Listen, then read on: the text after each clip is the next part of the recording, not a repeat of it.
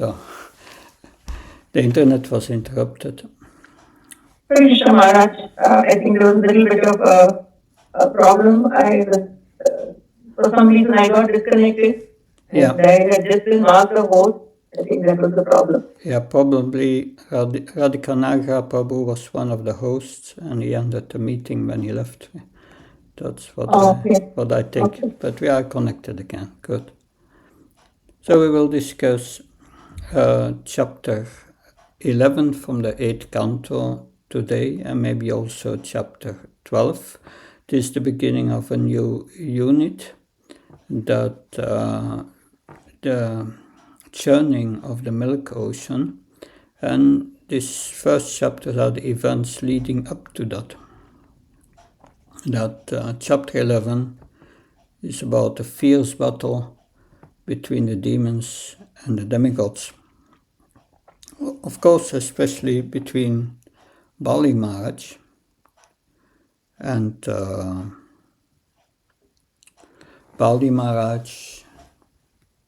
King Indra. We will hear their conversation. Very interesting. And Bali Maharaj is taking the role of a pure devotee and is instructing King Indra. That's interesting. So I will try to share with you this is the Veda base. King Indra annihilates the demons. Can someone read the summary, the introduction, which is on the screen now? Someone wants to read?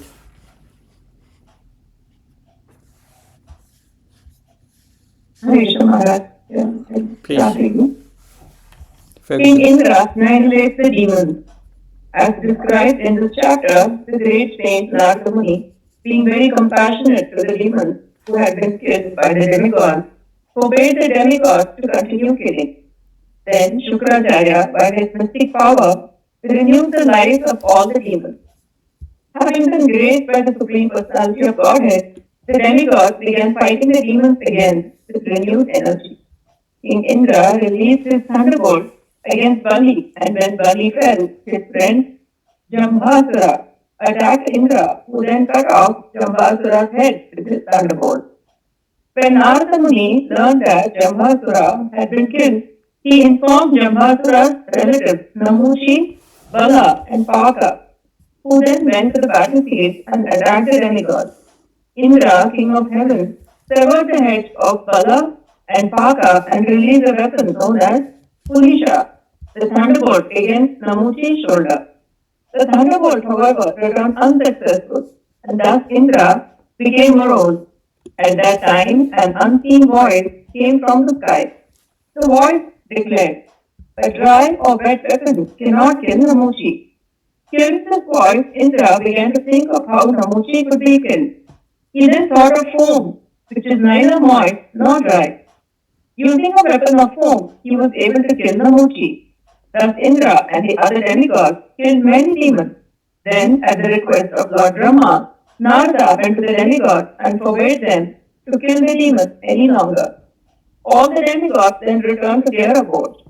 Following the instructions of Narada, whatever demons remained alive on the battlefield took Bali Maharaj to Asta mountain.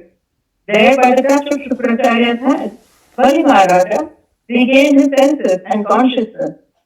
And those demons whose heads and bodies had not been completely lost were brought back to life by the mystic power of Shukracharya. So, thank you. So this is an interesting storyline, but for us, what concerns us especially are the talks between Bali Maharaj and King Indra,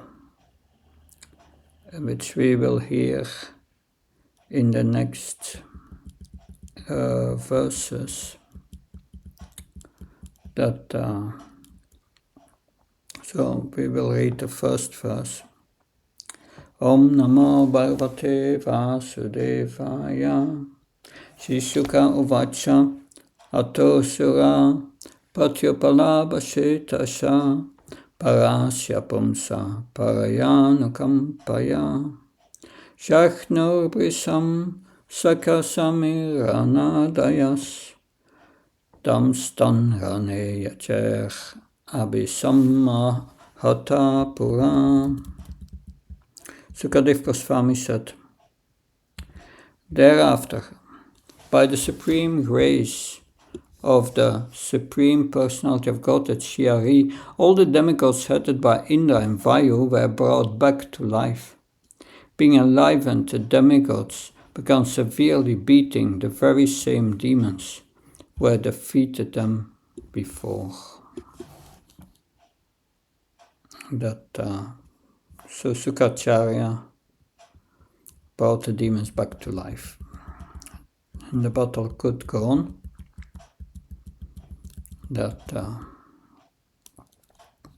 So maybe Bimal Prasad Prabhu, you wanted to read. Can you read the translation of the text 3 on the screen? And also, also the following. Yes, Maharaj. Yeah. When the most powerful Indra became angry and took his thunderbolt in hand to kill Maharaj Bali, the demons began lamenting, alas, alas. Yeah. Can you read also the following text? Yes, Maharaj. Sober and tolerant and well equipped with paraphernalia for fighting, Bali Maharaj moved before Indra on the great battlefield. King Indra, who always carries the thunderbolt in his hand, rebuked Bali Maharaj as follows. Yeah. Can someone else read Indra's voice? Indra said, O rascal, as a cheater sometimes binds the eyes of a child and takes away his possessions, you are trying to defeat us by displaying some mystic power, although you know that we are the masters of all such mystic powers. Okay. Next text also. Yeah. Yeah. Those fools and rascals who want to ascend to the upper planetary system by mystic power or mechanical means, or who endeavor to cross even the upper planet and achieve the spiritual world or liberation, I cause to send to the lower region of the universe. So can someone else read the purport, please? Can we follow the reading order, please? It's published in the WhatsApp group. Kindly follow the reading order. Yeah, that's a request. Hare Krishna. Fine, thank you. So which next one? Hare Krishna Maharaj. Yeah. There are undoubtedly different planetary systems for different persons. As stated in Bhagavad Gita 14:18, Urdhvam Gachanti Sattvastha, persons in the mode of goodness can go to the upper planets. Those in the modes of darkness and passion, however, are not allowed to enter the higher planets. The word Divam refers to the higher planetary system known as Swargaloka. Indra, king of the higher planetary system, has the power to push down any conditioned soul attempting to go from the lower to the higher planets without proper qualifications. The modern attempt to go to the moon is also an attempt by inferior men to go to Swargaloka by artificial mechanical means. This attempt cannot be successful. From this statement of Indra, it appears that anyone attempting to go to the higher planetary systems by mechanical means, which are here called Maya, is condemned to go to the hellish planets in the lower portion of the universe. To go to the higher planetary system, one needs sufficient good qualities. A sinful person situated in the mode of ignorance and addicted to drinking, meat eating, and illicit sex will never enter the higher planets by mechanical means. Thank you, Maharaj. Thank you. So, what is the proper way to go to the heavenly planets? to the higher planets. Can someone answer this? By engaging in pious activities, as per the Shastras. By engaging in pious activities, yes. That and the 14th chapter of Bhagavad Gita. Those who are situated in the mode of goodness, they go to the higher planets where the great sages are living. The mode of goodness, that's another way. That and karma kanda activities, yeah. And another way is keeping our devotional service unfinished. Yeah. Our unfinished bhakti will go to higher planets. Not always. That, but Thank you. But if we have unfinished bhakti, means if we perform bhakti with material desires, that and if we are not, that's explained in the 6th chapter of Bhagavad Gita. You have the long-term practicer and the short-term practicer. The short-term practicer who has still material desires in his heart, if he goes to the higher planetary systems, to the heavenly planets, enjoys for long, and then comes back to this earth and get another chance to continue his devotional service. But one who is a long practitioner, who want to give up all material desires, he takes birth in a family of pure devotees on this earthly planet. That and then is further trained up. So these are two. The point is, if we perform bhakti with material desires, we may go to the heavenly planets. Yes, sure. Good. Text 6. Indra continued. Today, with my thunderbolt, which has hundreds of sharp edges, I, the same powerful person, shall sever your head from your body. Although you can produce so much jugglery through illusion, you are endowed with a poor fund of knowledge. Now try to exist on this battlefield with your relatives and friends. So, what will be the answer of Bali Maharaj? So,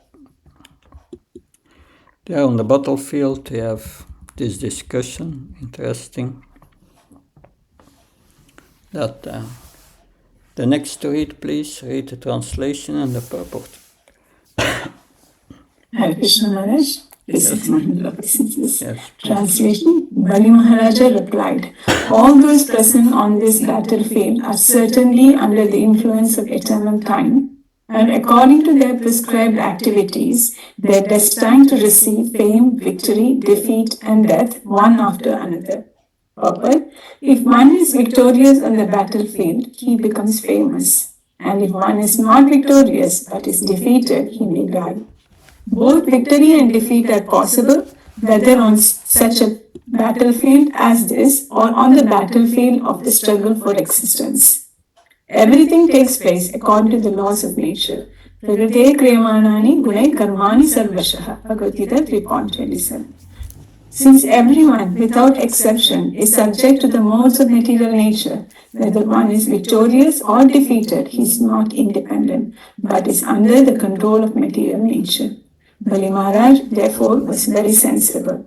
He knew that the fighting was arranged by eternal time, and that under time's influence, one must accept. Moment, just something moved here. No, what happened? I have to go back.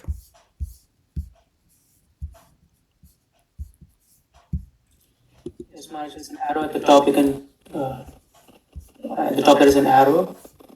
Here. Click on it. Yes. Yeah, okay. Okay, you can continue reading. Sorry. Prince Bali Maharaj therefore was very sensible. He knew that the fighting was arranged by eternal time and that under time's influence one must accept the results of one's own activities. Therefore, even though Indra threatened that he would now kill Bali Maharaj by releasing the thunderbolt, Bali Maharaj was not at all afraid. This is the spirit of a Kshatriya. Yuddhe Chapya Palayanam, Bhagavad Gita 18.43. A Kshatriya must be tolerant in all circumstances, especially on the battlefield. Thus, Bali Maharaj asserted that he was not at all afraid of death, although he was threatened by such a great personality as the King of Heaven. So that's a devotee, a pure devotee. Accept everything what happens in one's life, good or bad, as Krishna's mercy. So it's all Krishna's mercy. Not afraid of what's going to happen. That's the mentality we develop in the process of devotional service. So this is a sign of being situated in transcendence. This is confirmed by Bhagavad Gita 5.26. Na pasrityat priyam papya no vichat prapya shapriyam. Sthirabudira samudhi brahmavid brahmani stitaha. A person who neither rejoices upon achieving something pleasant nor laments upon obtaining something unpleasant, who is self-intelligent, who is unbewildered, and who knows the signs of God, is already situated in transcendence. So, not rejoice when you encounter something pleasant, or not lament when you are encountering something unpleasant. And that isn't the essence of the discussion here between Bali Maharaj and King Indra. Can the next read, please? Hare Krishna Maharaj. Please. Translations. Seeing the movements of time, those who are cognizant of the real truth neither rejoice nor lament for different circumstances. Therefore, because you are jubilant due to your victory, you should be considered not very learned. Purport also, Maharaj? Yeah, you can read the purport also. Purport by Divine Grace Bhaktivedanta Swami Srila Prabhupada. Bali Maharaj knew that Indra, king of heaven, was extremely powerful, certainly more powerful than he himself. Nonetheless, Bali Maharaj challenged Indra by saying that Indra was not a very learned person. In Bhagavad Gita 2.11, Krishna rebuked Arjuna by saying, Asuchayan anvasuchastvam prachanavadam cha bhasasi kajasun agata samcha nano sujanti pandita. While speaking learned word, you are mourning for what is not worthy of grief. Those who wish lament neither for the living nor the dead. Thus, as Krishna challenged Arjuna by saying that he was not a Pandita or learned person, Bali Maharaj also challenged King Indra and his associate. In this material world, everything happened under the influence of the time constantly. For the learned person who sees how things are taking place, there is no question of being sorry or happy because of the works of material nature. After all, since we are being carried away by this work, what is the meaning of being jubilant or morose? One who is fully conversant with the law of nature is never jubilant or morose because of nature's activities. In Bhagavad Gita 2.14, Krishna advised that one be tolerant. Tam titik satava bharata. Following this advice of Krishna's, one should not be morose or unhappy because of the circumstantial changes. changes. This is a symptom of a devotee. A devotee carry out his duty in Krishna consciousness and is never unhappy in awkward circumstance. He Awkward has full circumstance. awkward circumstance. He has full faith that in such a circumstance, Krishna protect his devotee. Therefore, a devotee never divides from Deviates. his Deviates. yeah Deviates. deviates from his Deviate. prescribed. क्या माना? It's deviate. Deviates from his prescribed duty of devotional service. The material quality of jubilant and No, consciousness are it is jubilation. The material qualities jubilations of and jubilation. jubilations and morousnesses are present even in the demigod, who are very highly suited in the upper planet system. Therefore, when one is undisturbed by the so-called favorables and unfavorable circumstances of this material world, he should be understood to be Brahma Buddha or self-realized. As stated in Bhagavad Gita, Brahma Buddha Prasanatma na sujanti na kansyati. One who is transcendentally seated wants to realize the Supreme Brahman and become fully joyful. When one is undisturbed by material circumstance, it should be understood to be one of the transcendental teach about the reactions of the three modes of material nature. Thank you, Maharaj. Thank Hare you. Krishna. So, Srila Prabhupada points out this is an important quality of a devotee, that to be undisturbed. It's his first instruction really in Bhagavad Gita, where he says, Dehinosmin chadade kaunam javnam chara tata deantara praptir diyas tatra namuyati. Dhiras, Krishna says, you should become a dhira, undisturbed by these changes of the body from youth to middle age to old age, and then leaving the body. One must remain dhira, undisturbed. Matras pastakanti ashutasna sukudukada agamaprina natyastam stitikshvasva bharata. But should tolerate the happiness and distress, like heat in the summer and cold in the winter. And what's the result if you can do that? Yamina vyatatante purusham purusharshava samutuka sukam driam somitat kalpate. Then if one can tolerate this happiness and distress, one comes to the level of Brahman. One becomes liberated. And that's also said here. One becomes to the transcendental stage above the reactions of material nature. And indirectly, Bali Maharaj said, you should become a pure devotee to Indra. And not be jubilant when you are going to win.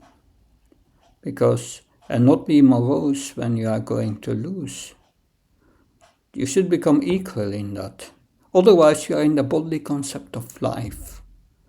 That you act out of false ego, King Indra is saying. That be on the transcendental platform. Text 9. The next to read, please. Hare Krishna Maharaj. Please. You, demigod, think that yourselves are the cause of your attaining fame and victory. Because of your ignorance, saintly persons feel sorry for you. Therefore, although your words afflict the heart, we do not accept them. So, Krishna says, Pragati Kriyamani Guna Karamna Savsa Ankara Vimuda Atma Kartamiti Samyate 327 in Bhagavad Gita. If you think you are the doer of your activities and you take the credit, you are a Vimuda. That because everything is done by material nature. And material nature is under the control of Kala, time. And Krishna says, I'm Kala. My Adakshana Bhagavan, I control this time and all these things. That, again, it is a symptom of being in the bodily concept of life. Also, although these demigods are much more advanced than the people on this earth, they have still a slight sense of pride that now Sukha Goswami comes in between. That can someone read Sukadev Goswami, please? Next one, Hare Krishna. please. Sukadeva Goswami said, after thus rebuking Indra, king of heaven, with sharp words, Bali Maharaja, who could subdue any other hero, drew back to his ear the arrows known as Narajas and attacked Indra with these arrows. Then he again chastised Indra with strong words. Hare Krishna. So Bali Maharaj knew that the time was in favor of the demigods. They would be losing. That he knew that, but still he does his duty and start to fight with Indra. So it's not because he knew time was in favor of the demigods, they would lose. So he was not thinking it's useless. Now I have to do my duty for Krishna. That whatever happens, victory or defeat is in the hand of the Lord. Can someone read the next? Yeah. Yes. Since Maharaja Bali's rebukes were truthful, Indra did not at all become sorry. Just as an infant beaten by its driver's rod does not become agitated. You can also read the next one, the next and the purport. Yeah. Continue. Indra, the defeater of enemies, released his infallible thunderbolt, scepter at Bali Maharaja with a desire to kill him. Bali Maharaja indeed fell to the ground with his airplane, like a mountain with its wings cut off. Purport. In many descriptions in Vedic literature, it is found that mountains also fly in the sky with wings. When such mountains are dead, they fall to the ground, where they stay as very large dead bodies. That's interesting. Can someone else read the next text, please? Hare Krishna, Bhagavad Prabhuji is there. Can you please continue reading? Yep, please. Your turn. Thank you. And my name was not this virus. Anyway, yeah. When the demon Jambasur saw that his friend Bali has fallen, he appeared before Indra, the enemy, just to serve Bali Maharaj with friendly behavior. So, Next. Shambasur. Next. The great powerful Jambasur, carried by a lion, approached Indra and forcefully struck him on the shoulder with his club. He also struck Indra's elephant. Someone else can read the next one. Being beaten by Jambasur's club, Indra's elephant was confused and aggrieved. Thus, it touched its knees to the ground and fell unconscious. Thereafter, Matali, Indra's chariot driver, brought Indra's chariot, which was drawn by 1,000 horses. Indra then left his elephant and got onto the chariot.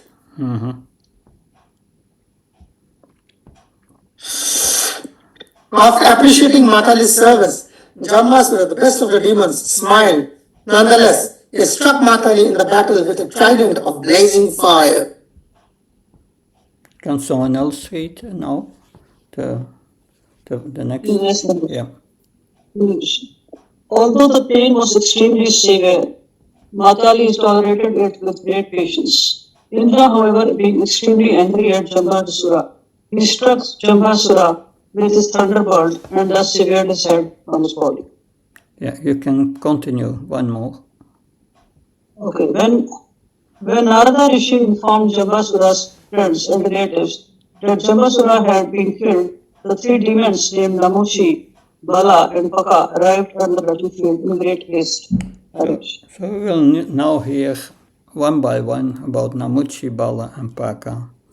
Can someone else read the next one? Hare Krishna. Please. Pranam Maharaj. Rebuking Indra with harsh, cruel words that were piercing to the heart, the demons showered him with arrows just as torrents of rain wash a great mountain. Please continue. Quickly handling the situation on the battlefield, the demon Bala put all of Indra's 1,000 horses into tribulation by simultaneously piercing them all with an equal number of arrows. Yes. Someone else about Paka? Hare Krishna Maharaj, Please. please accept my humble respect. Hare Krishna. Paka, another demon, attacked both the chariot with all its paraphernalia and the chariot driver. Mathali, by fitting 200 arrows to his bow and releasing them all simultaneously. This was indeed a wonderful act on the battlefield. Hare Krishna. You can also read the next one. Yeah. Then Namuchi, another demon, attacked Indra and injured him with 15 very powerful golden feathered arrows which rolled like a cloud full of water. So,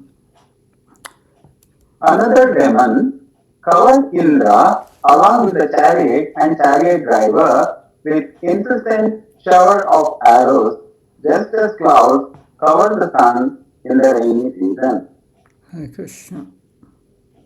Thank you, Lord. Someone else can read?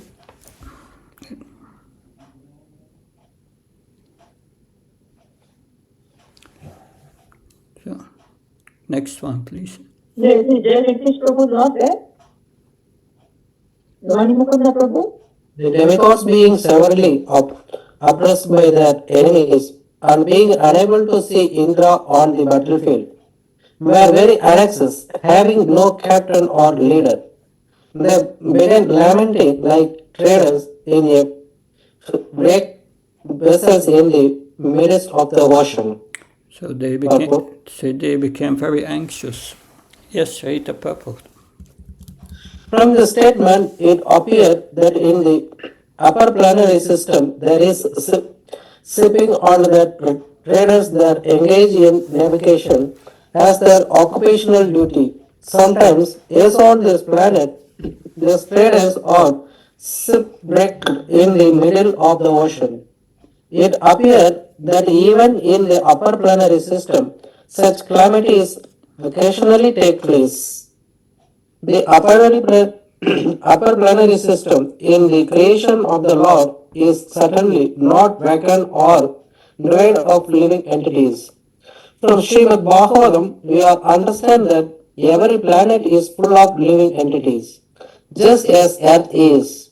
There is no reason to accept that on other planetary systems there are no living beings. That's okay. We continue. We are nearly there. 26. Someone else? Murti Srimati? Please.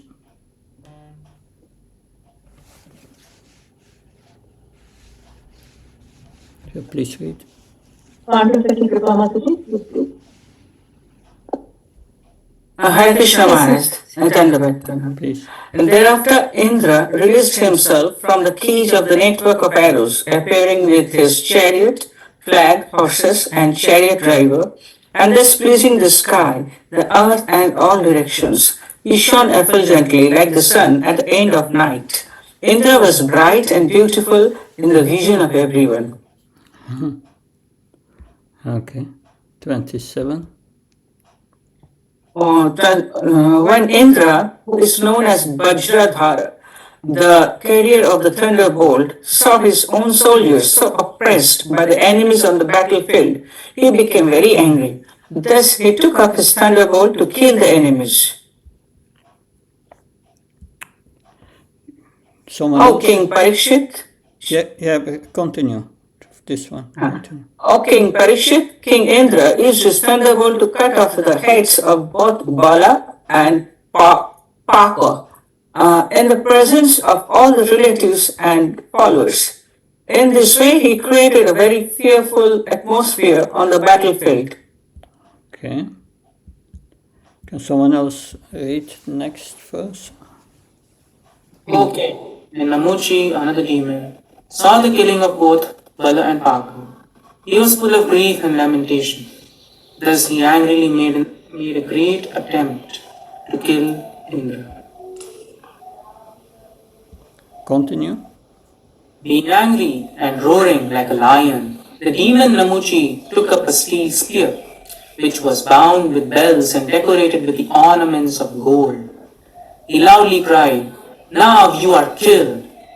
Thus, coming before Indra to kill him, Namuchi released his weapon. Someone else can read the next one. Hare Krishna Maharaj, please accept my humble obeisances and obeisances to all devotees. O King, when Indra, King of heaven, saw this very powerful spear falling towards the ground like a blazing meteor, he immediately cut it to pieces with his arrows. Then, being very angry, he struck Namuchi's shoulder with his thunderbolt to cut off Namuchi's head. Next Although King Indra hurled his thunderbolt at Namuchi with great force, it could not even pierce his skin. It is very wonderful that the faint thunderbolt that had pierced the body of Writtasur could not even slightly injure the skin of Namuchi's neck. Yes, so Indra has a problem here. He cannot kill Namuchi with his thunderbolt. So what's going on? But Indra will be informed and he will still be able to kill him. 33. Should I continue, Maharaj? Someone else can continue. Thank you so much. Thank you, Maharaj. Hare Krishna.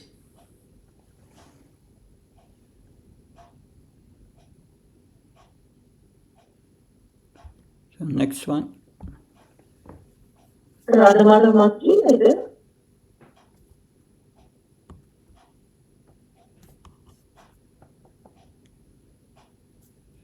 Also, are you reading? You're having some problem? Yeah, can you hear me? Yes.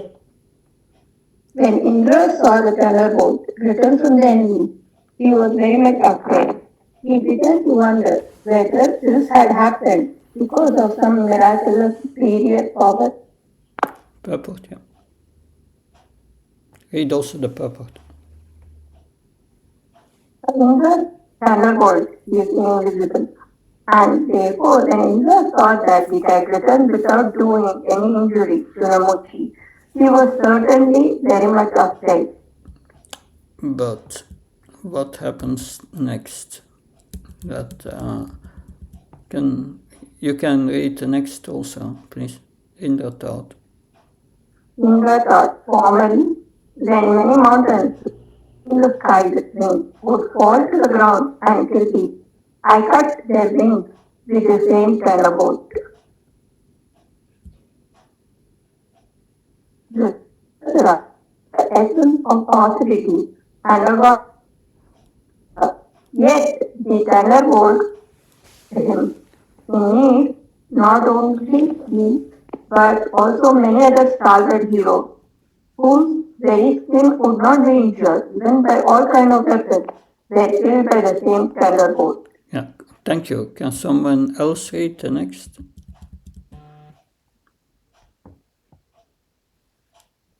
But now, although the same thunderbolt has been released against a less important demon, it has been ineffectual.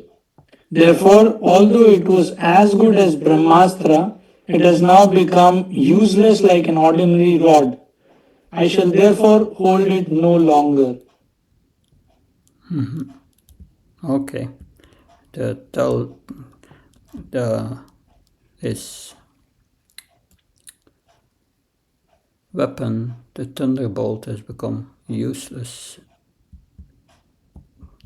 No. You can read the next also, Sukadev. Sukadev Goswami continued, While the morose Indra was lamenting in this way, an ominous, unembodied voice said from the sky, "This demon Namuchi is not to be annihilated by anything dry or moist." Continue. A voice also said, "O Indra, because I have given this demon the benediction that he will never be killed by any weapon that is dry or moist, you have to think of another way to kill him." So,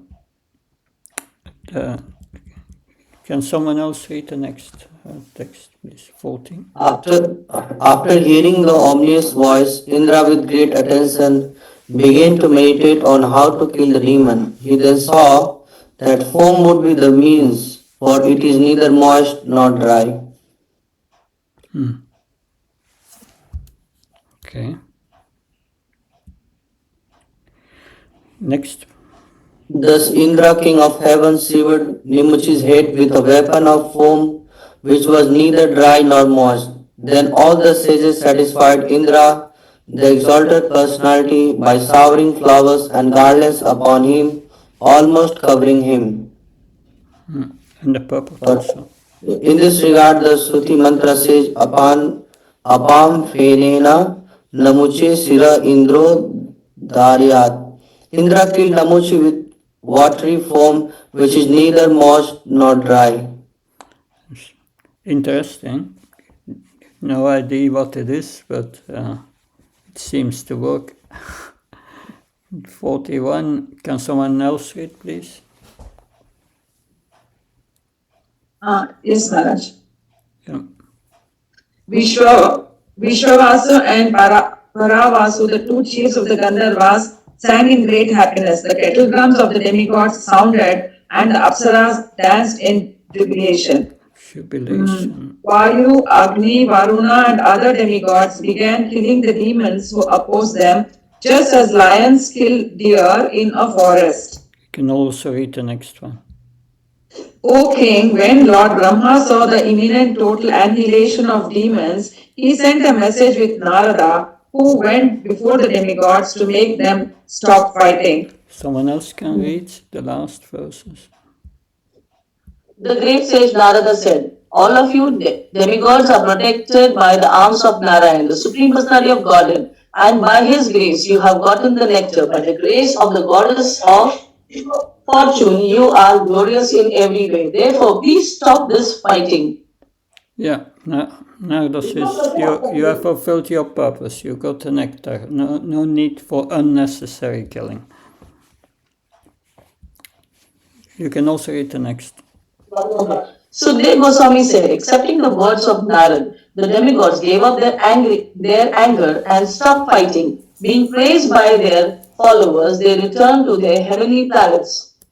Good. Can someone else read the next?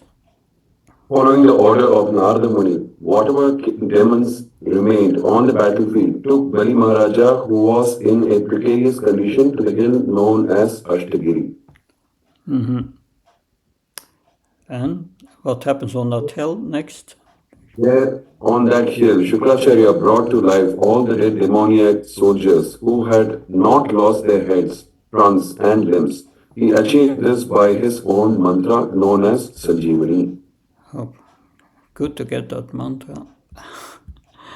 That someone else can read the last verses.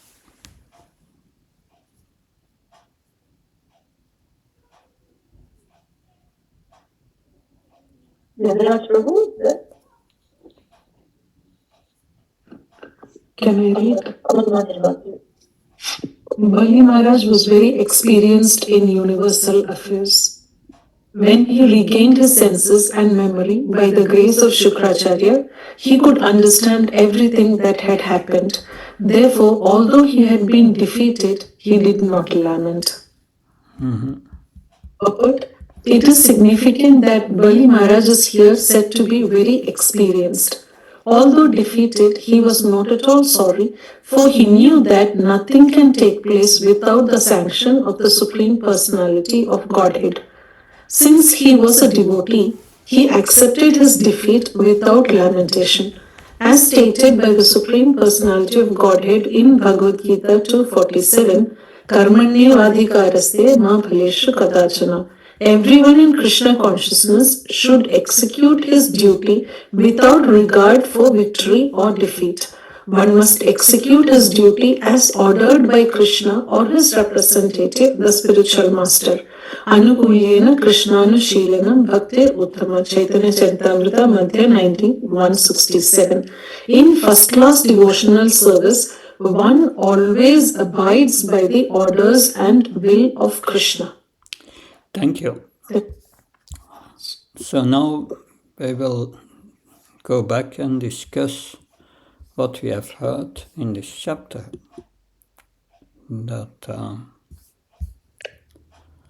So my question to you is,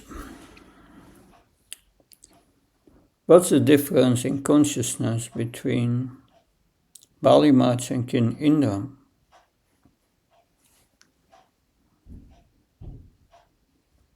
What's striking here? Yes, Mother Bhakti Priya. Bali Maharaj is very conscious of the time meaning who is in charge. He knows the time is in charge, and according to the time, he knows that the good and bad comes based on that.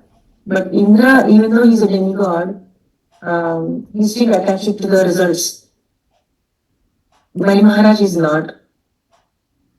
Yeah, that's victory or defeat is in the hands of Krishna.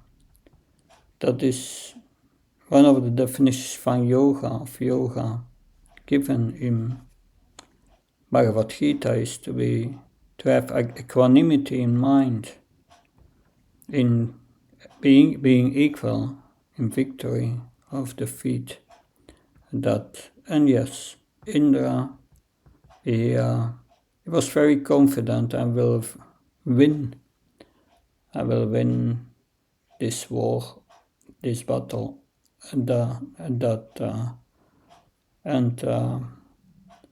when any obstacle came, he became very, very worried.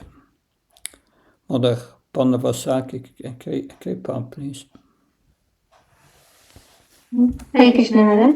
Maharaj, he's in the doer mode, like Karta Hamiti Manyate, and whereas Bali Maharaj is not in that mode. He is what perceives is doing for the pleasure of the Lord. And also Indra is disturbed by the dualities.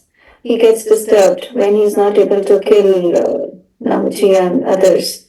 So that is what I could make out, Maharaj. Yeah, 334 Bhagavad Gita, Raga, Dvesha, Paripantina. They are attachment and aversion are obstacles on the path of coming to transcendence.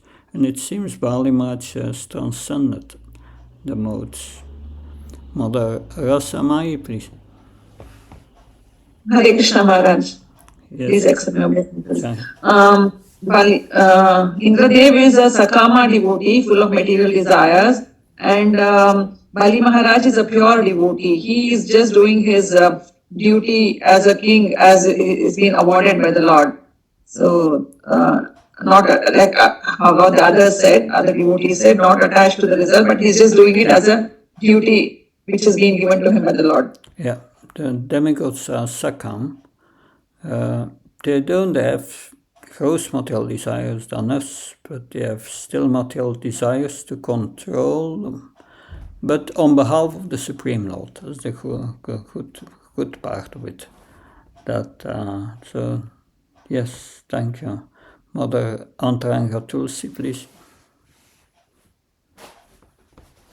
Hare Krishna Maharaj. We find that in this chapter, the discussion, Indra appears very frustrated and angry that he was defeated once and then he's trying to defeat them again with great anger and frustrations. Whereas, like everyone mentioned, Bali Maharaj is just performing his duty. He's not angry, he's not frustrated, he's very tolerant, he's very sober. And he is just doing his duty, not worrying about what the result is going to be. Whereas we see Indra is very worried about what is going to happen. Why am I not able to fool them like that? Yeah, especially when his thunderbolt was not working, he became very, very worried there. That's right. Thank you. We will now go over the essence again. I made some slides. So in text 6, 7, that King Indra says, "I will now kill you." But Balimaraj replies, "Okay, everything is under the hands of time. So according to one's karma, fate, and ultimately the will of the Lord, one will receive one's destiny. Success, failure, fame, health, misery, happiness is allocated to one's karma. That's everyone is under the hands of time." And we see that many times. We make plans, but that what happens is not according to our plan. It's a plan of the Lord, which the Lord made according to our karma. And we have to be equal and see what comes as the Lord's mercy. Also, Bali Maharaj accuses King Indra, "You are not being steady," in text 8. "You become morose when you saw you were defeated, and now you are jubilant because you are going to be victorious. But actually it isn't you doing all these things. So we are not the doer. King Indra desires to take his thunderbolt, but it's the Paramatma in the heart who takes it and who does everything." But yeah, it's the body concept of life, that identifying with one's position in the material world, which is so temporary, that you are jubilant because you are going to be victorious. So one's happiness in this world depends on this attachment and aversion we experience. And that's very troublesome. That's not there when we serve Krishna. We serve Krishna, and the result, it's for Krishna. Whatever it is, we do our best, and that is the position of Bali Maharaj. Bali Maharaj accuses Indra, "You are not being steady. You are just like the ocean. There are always many waves going up and down. So you are going up and down, happy, morose. By one wave you are lifted up, you think everything is nice, and another wave you are dipped down a bit, and I feel miserable. Every time you go up feeling happy, every time you go down feeling miserable. That's material life. We make plans to be happy in this world, but you cannot." And Bali Maharaj has understood that. That's better to be equal in all these things. It's for the body, not for us. So what is a symptom of a devotee during the circumstantial changes? Circumstantial changes means during the going up and down, during the waves, up and down. Well, what's a symptom of the devotee? In Bhagavad Gita 2.14, Krishna advises that one be tolerant. Tam stitikshasva bharata. Following this advice of Krishna's, one should not be morose or unhappy because of circumstantial changes. This is a symptom of a devotee. A devotee carries out his duty in Krishna consciousness and is never unhappy in awkward situations. He has full faith that in such circumstances Krishna protects his devotee. Therefore, a devotee never deviates from his prescribed duty of devotional service. Why was Bali Maharaj not afraid of King Indra? Can someone tell? Why was Bali Maharaj not afraid of King Indra? That,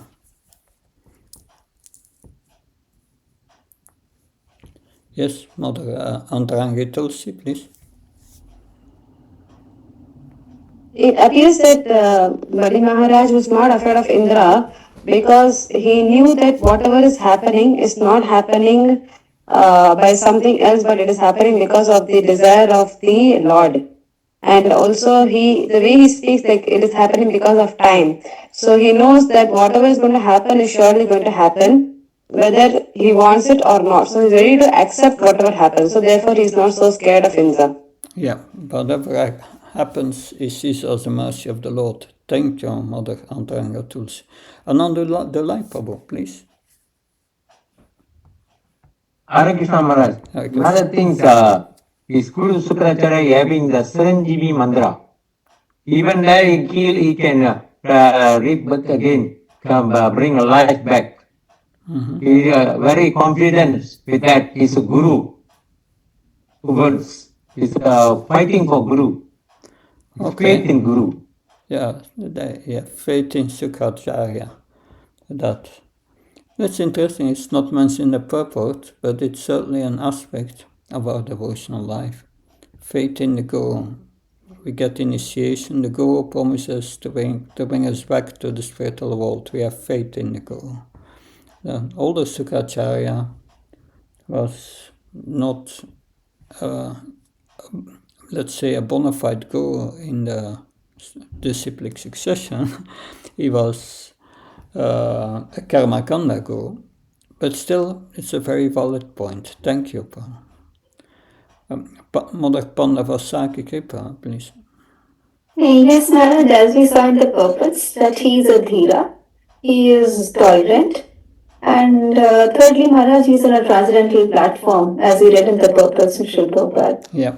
So these points came to mind. Hare Krishna. Yeah, these are the symptoms of a Dhira. Thank you. So, since everyone, without exception, is subject to the modes of material nature, whether one is victorious or defeated, he is not independent, but under the control of material nature. Bali Maharaj therefore was very sensible. He knew that the fighting was arranged by eternal time, and that under time circumstances, one must accept the results of one's own activities. Therefore, even though Indra threatened that he would not kill Bali Maharaj by releasing the thunderbolt, Bali Maharaj was not at all afraid. This is the spirit of a Kshatriya. Yude chap apalayanam. A Kshatriya must be tolerant in all circumstances, especially on the battlefield.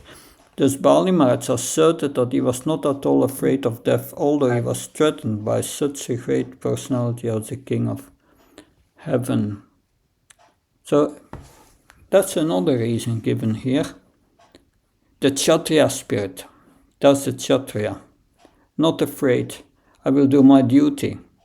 Especially Bhishma Dev had that.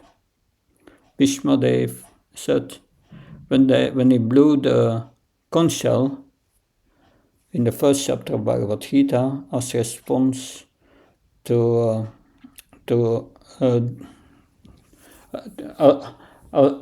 as response to Duryodhana glorifying him, he blew the conch shell, and by that he was saying that victory or defeat is in the hand of the Lord.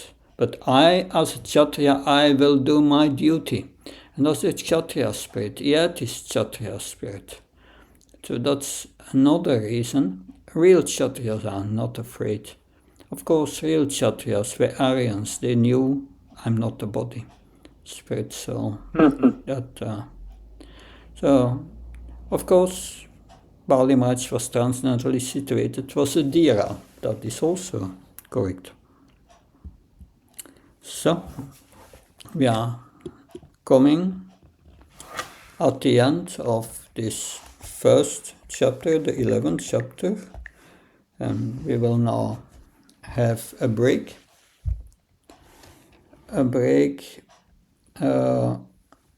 It's now 4:38. Then let's resume at 10 to 5. We have done 12 minutes break. Thank you. And then we will continue with chapter 12. Hare Krishna. Recording stopped.